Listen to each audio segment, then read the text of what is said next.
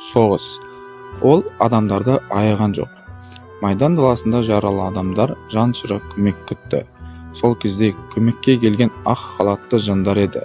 Олар дәрігерлер, медбикелер. Олар үнсіз батырлар. Олар қолына қару емес, жүрегіне үміт ұстады. Қан мен көз жастың арасында снарядтар жарылып жатса да, олар тоқтаған жоқ еді. Бір емес, мыңдаған жанды аман алып қалды.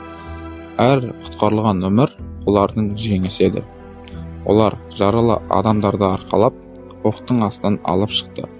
Жарықсыз, суық жерде ота жасады. Қолдары дірілдесе де, жүректері берік болды. Қасіретті көріп жүріп, мейірімді бола білді. Олар өз өмірін емес, өзгелердің өмірін таңдады. Олар мейірім мен ерліктің символы. Бүгінде олардың есімі тарихта. Бірақ ең басты олар адамдардың жүрегінде. Ұлы жеңістің жолында үнсіз күрескен ақ халатты батырларға бас иеміз.